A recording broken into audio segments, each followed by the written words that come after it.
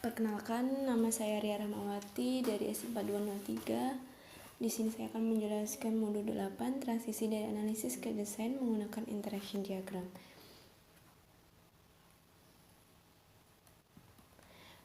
Tujuan dari pembelajaran ini adalah untuk kita mengetahui elemen dari desain model, mengidentifikasi elemen esensial dari UML communication diagram, membuat tampilan communication diagram dari desain model, kemudian mengidentifikasi elemen esensial dari UML sequence diagram, dan juga membuat tampilan sequence diagram dari desain model.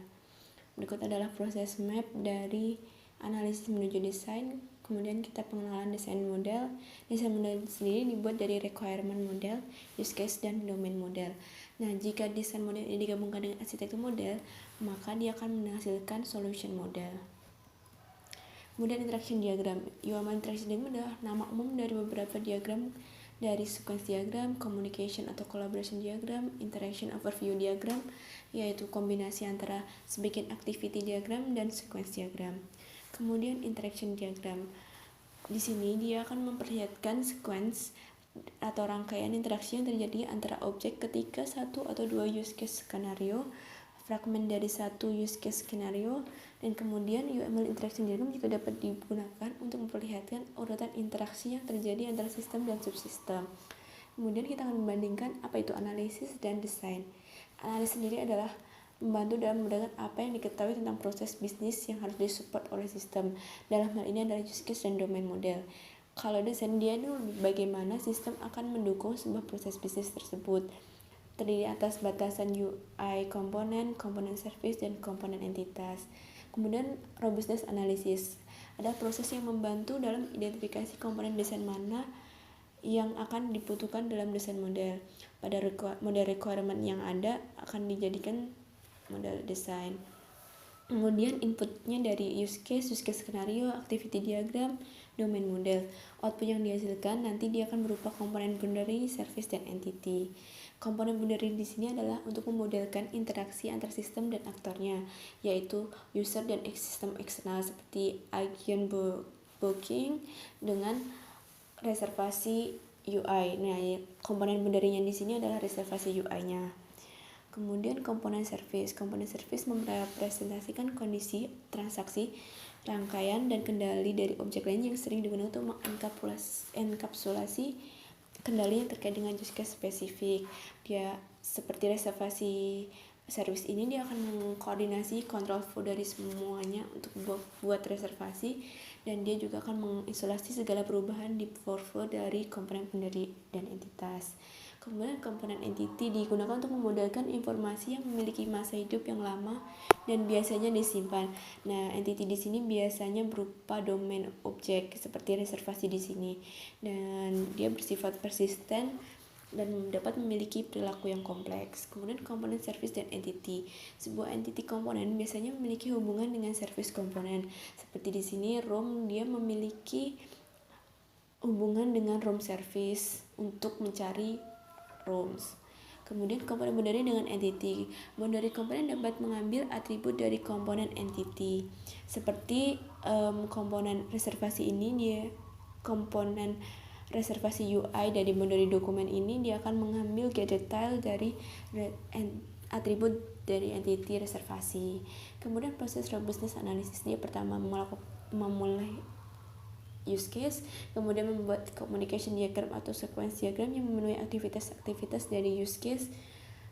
Kemudian kita mengubah communication diagram ke dalam sequence diagram atau sebaliknya untuk mendapatkan sebuah tampilan alternatif.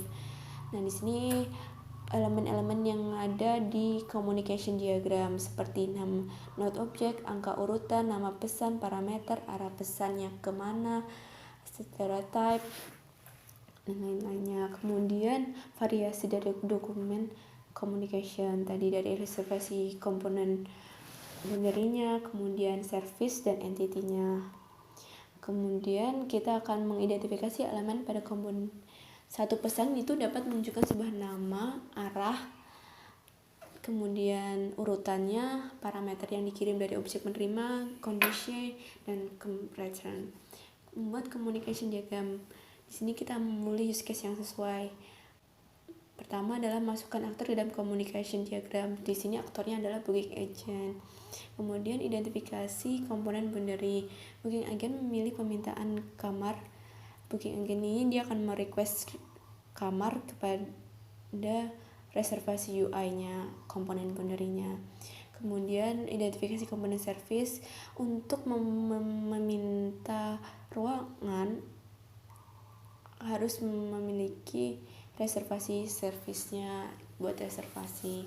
Kemudian kita mengidentifikasi komponen entity apa yang akan menjalankan buat reservasi di reservasi service. Di sini adalah reservasi. Kemudian interaksi tambahannya seperti set room, quote price. Kemudian kita akan sama communication diagram. Di sini dia menunjukkan satu atau lebih detail dari membuat reservasi, seperti ya primerinya kalau skenario-nya berhasil, secondary kalau jika skenario-nya gagal. Dan di sini biasanya contohnya ada kamar yang ditawarkan ditolak oleh booking agent, bisa dihapus. Sequence sendiri dia menyediakan perspektif berbeda dari interaksi antar objek, dapat digunakan menggantikan communication diagram, dapat dikonfirmasikan ke dari atau communication diagram. Lebih berguna biasanya digunakan untuk para developer untuk meng-highlight waktu interaksi. Nah, elemennya ada node object, pesan, return, activity bar, waktu lifeline, lebih ke waktu yang diperlukan. Kemudian fragment, sequence diagram mendukung notasi fragment. Fragment digunakan untuk menampilkan sequence loop, alternatif alurnya, kemudian dia memungkinkan satu atau dua lebih dari skenario ditampilkan dalam satu diagram, memecah diagram besar menjadi diagram kecil. Nah, berikut adalah contoh fragment, library, borrow, book, interface-nya, ini service-nya, peminjaman, ini aktornya. Kemudian contoh sequence diagram primerinya. Nah, primerinya jika reservasinya diterima, terus kalaupun dia ditolak akan bagaimana. Nah, kesimpulannya adalah interaction diagram digunakan untuk mengidentifikasi komponen desain yang memenuhi use case. Interaksi antara objek dapat divisualisasikan dengan UML, communication atau collaboration diagram, dan sequence diagram. Cukup sekian dari presentasi dari saya. Terima kasih.